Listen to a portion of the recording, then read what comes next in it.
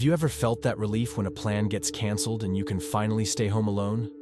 Have you noticed how an entire weekend without seeing anyone can feel like paradise? Many people find this strange, call you antisocial, or say you're running away from life. But is there anything wrong with loving your own company? The truth is, there's a deep psychology behind those who prefer being alone at home. And no, you're not weird. In fact, you might be among the most self-aware people out there. For a long time, our society treated solitude as if it were a disease. Those who enjoyed being alone were seen as sad, lonely, or having issues with relationships. But this is completely wrong. Loving to be alone at home doesn't mean you hate people or are afraid of the world. It means you found something valuable within yourself. It means you've discovered a type of peace that only exists when no one else is around. And this isn't just normal, it's extremely healthy when done the right way. The big mistake is thinking that all people who love being alone are the same. There are huge differences between those who seek solitude. Some need it to heal. Others need it to recharge. Some people need it to create. And there are those who simply can't function well when others are nearby. Each person has their reasons, their processes, their needs. And today, you're going to learn about the 4 main types of people who love being alone at home. More importantly, you'll understand when this love for solitude is healthy and when it might be turning into a serious problem. Let's start with a group of people many don't understand. They're the ones who didn't choose to love solitude, but ended up finding a necessary refuge in it. The world out there can be cruel. Relationships can destroy trust. Work can suck all your energy. People can hurt you in ways you never imagined. When life hits too hard, when you go through traumas or very difficult situations, being alone at home becomes more than a preference. It becomes a survival necessity. These people are like refugees from a war no one sees. They come home and close the door as if they're entering a bomb shelter. Inside, no one can hurt them. No one will criticize, demand, judge, or require anything. Solitude becomes a safe place after the world has shown its claws. And many people judge this, saying these folks need to go back out there and face life. But this criticism comes from those who have never needed to hide, just to breathe again. There's no weakness in seeking solitude after being wounded. In fact, it shows enormous emotional intelligence. It's knowing to recognize when you need time and space to heal. It's understanding that putting your own mental health first isn't selfishness. It's wisdom. When you're hurt, you don't go running around. You stop, retreat, and let your body recover. It works the same way with the mind. Solitude at home becomes the place where invisible wounds can finally start to heal. The healing process through solitude is real and powerful. When you're alone, you can process everything that happened without having to pretend you're okay. You can cry without an audience. You can feel anger without scaring anyone. You can be quiet without someone asking what's going on. This freedom to feel everything without filters is essential for emotional recovery. And for those who have been through difficult situations, each hour alone at home is like a free therapy session with yourself. But not everyone who loves being alone is recovering from something. There's a second huge group of people who have simply functioned differently all along. They're the true introverts. And here, one thing needs to be very clear. Introversion has nothing to do with being shy, being afraid of people, or having social anxiety. An introvert can be super sociable, can love parties, can have many friends. The difference lies in how energy works in these people's bodies and minds. Think of your energy like a cell phone battery. For some people, being with other humans charges that battery. They go out, talk, stay in the middle of a crowd, and come home energized. They're the extroverts. But for introverts, the exact opposite happens.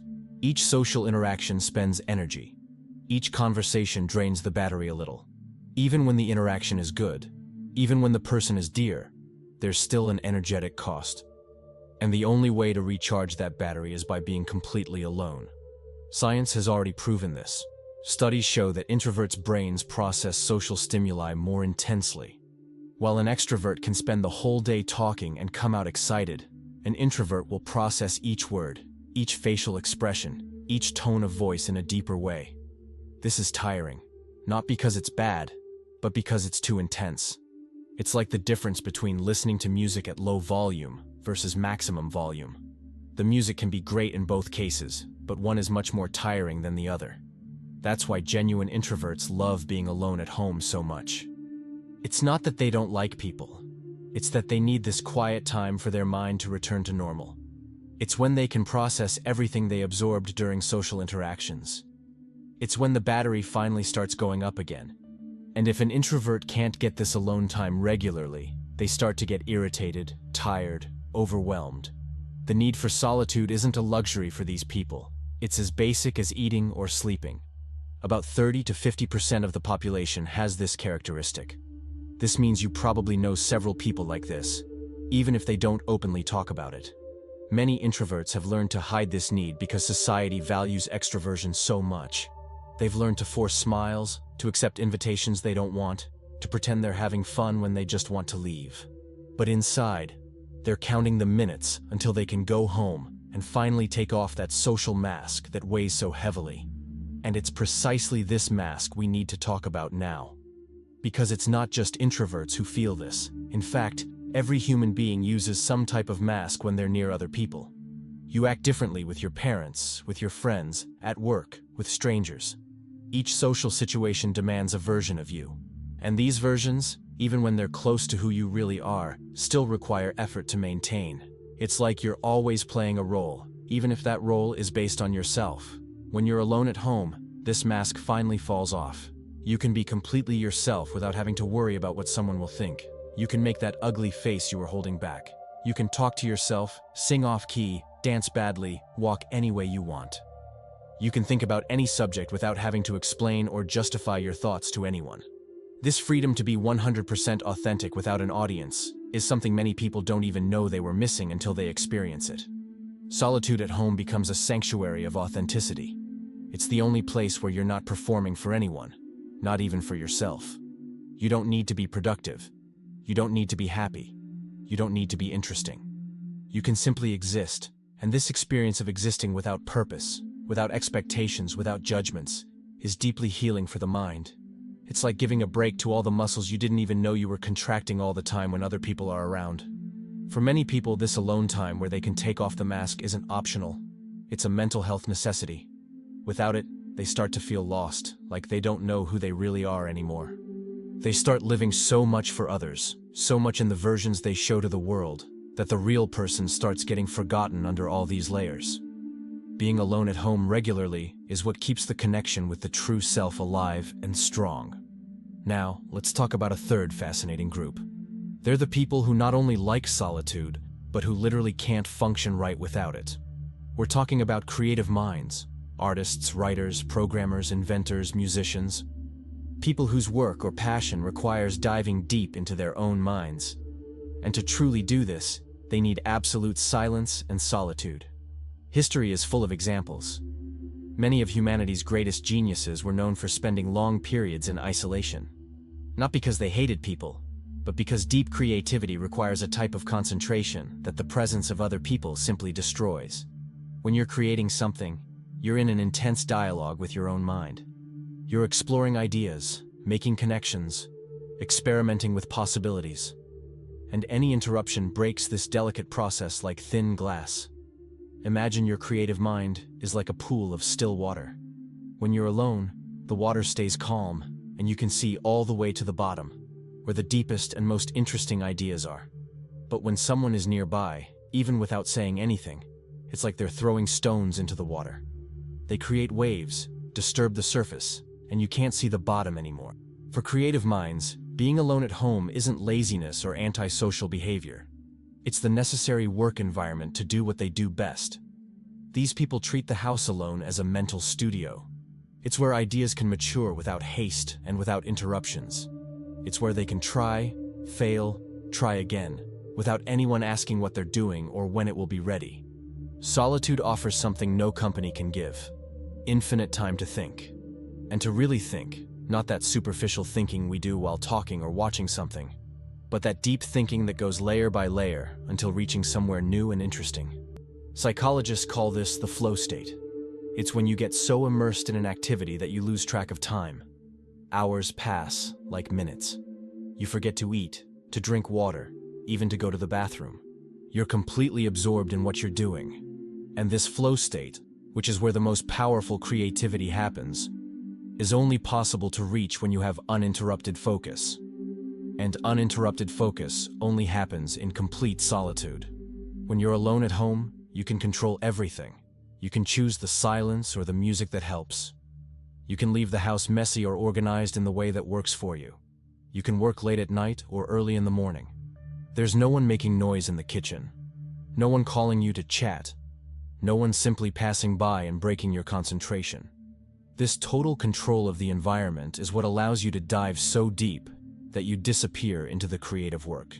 And for those who experience this regularly, any other way of living seems superficial and unsatisfying. The productivity that comes from this type of solitude is incomparable. In a few hours of deep, solitary concentration, a creative person can do more than they would in days of interrupted work. But it's not just about productivity, it's about the quality of what is created. The best ideas don't come when you're distracted by other people. They come when you're so immersed in your thoughts that you almost enter a trance. And this only happens alone, at home, with the door closed to the world. But there's still a fourth group of people who love being alone. And these are perhaps the most misunderstood of all.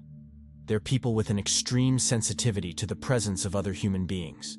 We're not talking about shyness or not liking a specific person.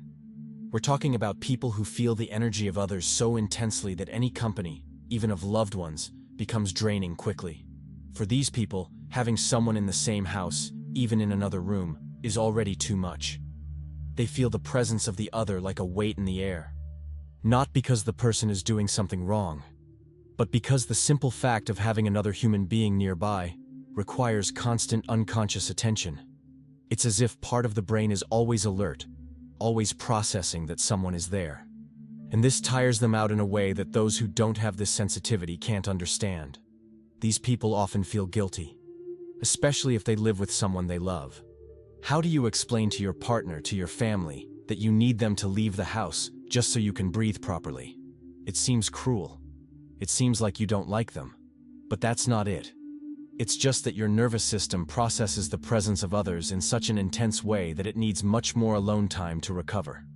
It's a neurological characteristic, not a choice or an insult. Some scientists believe this may be linked to what they call highly sensitive people. They're individuals whose brains process everything more deeply and in more detail. Sounds, lights, smells, emotions, and yes, the presence of other people. For them, the world is naturally more intense. And the only way to deal with all this intensity is by having a lot of alone time to process and calm down. Being alone at home isn't a luxury for these people. It's as basic a need as water or air. What's interesting is that these people can be very sociable in small doses. They can have deep conversations, they can genuinely care about others. But after any interaction, even good ones, they need hours or days alone to return to normal. And the more intense the interaction was, the more alone time they need afterward. It's not that they're cold or distant, it's that they operate on a different frequency, one that requires much more solitude to maintain balance. Now, after getting to know these four types, you must be wondering, what do they all have in common? The answer is simple and powerful. They all find a genuine peace that only exists in complete solitude. It doesn't matter if you're a refugee healing, an introvert recharging, a creative working, or someone with high sensitivity. The common denominator is that being alone at home brings a type of tranquility that no company can offer, no matter how good that company is. And this needs to be said loud and clear. Even the people you love can be tiring. Even your best friend, your partner, your family. This doesn't mean you don't love them. It just means you're a human being with your own needs, and one of those needs is alone time. Many people feel guilty about this. They think that if they really loved someone, they would never want to be away. But love has nothing to do with wanting to be together 100% of the time. Healthy love respects that each person needs space to be themselves. Being alone at home is a state of total freedom. Freedom to do what you want, when you want, the way you want. Freedom to not have to consider anyone. Freedom to change your mind 1,000 times without having to explain. Freedom to simply exist without purpose. And for those who love solitude, this freedom isn't selfishness. It's oxygen. It's what maintains sanity. It's what allows you to return to the world and to people with renewed energy and a clear mind. Choosing solitude isn't escapism when it's done consciously. It's self-knowledge. It's knowing what you need to function well. It's having the courage to go against what society says is normal and doing what is right for you. Because society still values much more those who are always surrounded by people, always busy, always available. But this isn't the only valid way to live. For many people, the best life is one with a lot of alone time and carefully chosen and dosed social interactions. But now we need to talk about something serious. Because up to here, everything that's been said about loving solitude is positive and healthy. But there's a dark side that can't be ignored. There's a very thin line between healthy solitude and harmful isolation. And this line is easier to cross than you imagine. What begins as a love for your own company can slowly transform into a fear of any human contact. And when this happens, you're not choosing solitude anymore. You're trapped in it. The problem is that this transformation happens too slowly to notice. First, you start refusing invitations because you really prefer to be alone. Normal and healthy. Then, you start avoiding even the interactions that used to be easy, like answering messages or taking calls. It still seems normal because you're tired, busy, need time for yourself. But then there comes a point where even going out to buy food generates anxiety, where the idea of running into someone by chance on the street makes your heart race. And suddenly you realize you're not choosing to be alone anymore. You're afraid not to be. The signs that solitude has turned into isolation aren't obvious at first. You don't wake up one day and think you're too isolated. It happens gradually. You notice you're avoiding even necessary interactions. That doctor's appointment you schedule and reschedule several times. That family member you should visit but always find an excuse. That friendship that was lost because you never respond. When solitude is healthy, you choose to be alone, but can go out when you need or want to. When it becomes isolation, you want to go out but can't anymore. And here's the scary part. The more time you spend completely isolated, the harder it becomes to come back. It's like a muscle that atrophies when it's not used. Your social skills start to rust. Conversations that used to be natural now seem like hard work. You forget how to read people, how to respond at the right pace, how to behave in normal situations. And this creates a terrible cycle. You get uncomfortable with people, so you stay more alone, which makes you even more uncomfortable with people, so you stay even more alone. Even people who genuinely love solitude weren't made to live completely isolated. We're social animals by nature. Our brain evolved in groups, in tribes. It needs some level of human connection to function properly. Studies show that prolonged social isolation has the same effects on the body as smoking 15 cigarettes a day. It increases the risk of heart disease, depression, anxiety, even dementia. Your body literally gets sick when you're alone for too long, even if your mind is saying that's what you want. And there's something even more cruel. When you're isolated for a long time, you can develop what psychologists call chronic loneliness. It's when you feel lonely, even when you're alone. It seems contradictory, but it makes perfect sense. You spent so much time avoiding people that now you miss them, but at the same time you're so afraid of interacting that you can't do anything about it. You get stuck in a state where you don't want people around, but you also can't stand being alone anymore. It here is the continuation of the English translation, adapted for native speakers and optimized for AI narration, maintaining coherence and adapting slang without summarizing or adding anything extra. Isolation also distorts your perception of reality. When you only talk to your own mind, your ideas become more extreme. Your fears grow because there's no one to give perspective. Your worries turn into obsessions. You start creating stories in your head about how people are bad, how the world is dangerous, how it's better to stay inside where nothing can hurt you. And each day alone reinforces these stories until they seem like absolute truths, when in reality they're just the result of being too long without real human contact. That's why even the greatest lovers of solitude need some form of connection to the world. It doesn't have to be much. It doesn't have to be the way society expects. But it needs to exist. It can be a text message to a friend once a week. It can be a walk alone but in a park where there are other people.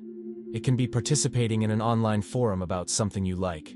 Small threads of connection that remind you that you're still part of the human world, even if from afar. Finding this balance is different for each person. For an introvert, it can mean having one deep social interaction per month, and that's enough. For someone healing from traumas, it can be gradually increasing time outside the house as they feel stronger.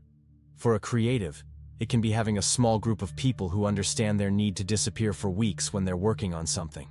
There's no magic formula. The important thing is to be honest with yourself about the difference between being alone because you choose to, and being alone because you're afraid. A good way to test this is to ask, can you go out and interact when you really need to?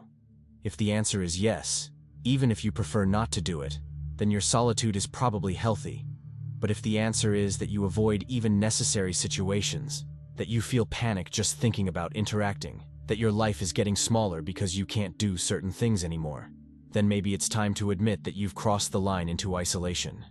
And there's no shame in asking for help when this happens. Many people who love being alone have resistance to therapy because it seems like the therapist will try to force them to be more social. But a good therapist doesn't do that. A good therapist understands that there are different ways to live and helps you find the balance that works for your personality type. Helps you maintain the love for solitude without letting it become a prison. The ideal balance is when solitude is your base, but you have windows open to the world. You live in solitude. It's where you feel at home, but you haven't locked all the doors and windows. You have ways to enter and exit when you want or need to. You have people who know you need a lot of space but can still reach you when necessary. You have activities that connect you with something bigger than yourself, even if in a solitary way, like reading, learning, creating something others will see. This balance also means knowing the difference between being alone to rest and being alone to avoid. Resting is when you stay home after a busy week and recharge your batteries. Avoiding is when you cancel important things because you don't want to deal with people. Resting is a conscious and temporary choice.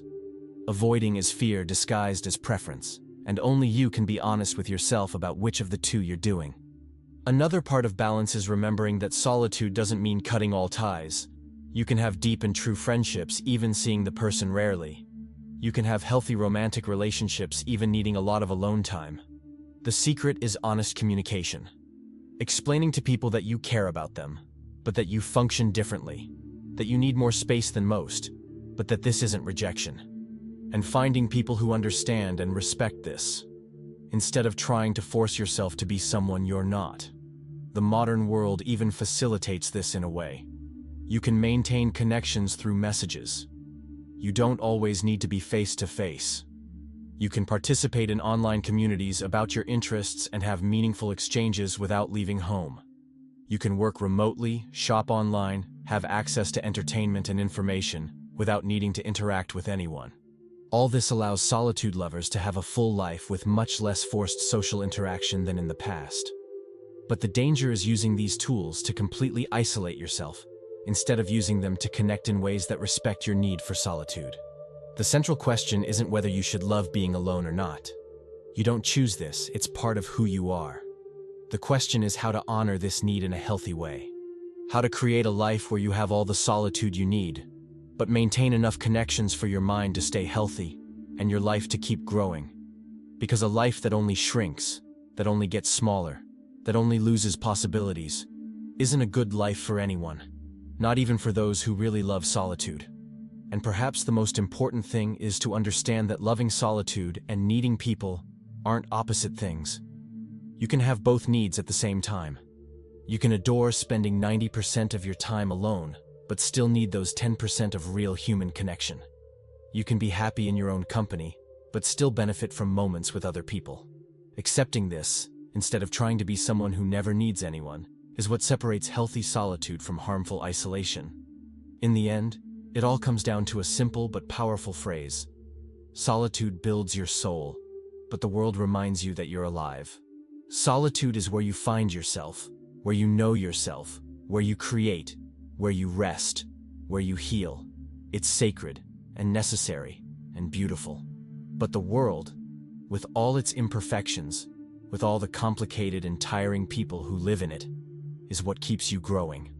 It's what challenges you, surprises you, shows you that there's more than just you and your thoughts. Loving to be alone at home isn't a flaw. It's a valid, valuable, and increasingly rare personality trait in a world that doesn't stop screaming for attention. If you recognized yourself in any of the types we described, know that you're not alone, ironically. Millions of people around the world also find their peace within four walls, far from the noise and social demands. And this is beautiful. This is brave. This is being true to yourself in a society that constantly pressures you to be different. But also pay attention to the signs. Be honest about when solitude is a choice and when it has turned into fear. Keep those windows open, even if small. Don't let the love for your own company steal your whole life, because you deserve to have both things. The deep peace of solitude and the vibration that only comes from being part of the world. And with awareness and balance, it's totally possible to have both. Now tell me, what do you most like to do when you're alone at home? And if you've made it this far, I have a special invitation for you. Check out the exclusive ebook here on the channel in the first pinned comment, where we talk about inner transformation through alchemy. Thanks for staying until here, and stay with me for the next video.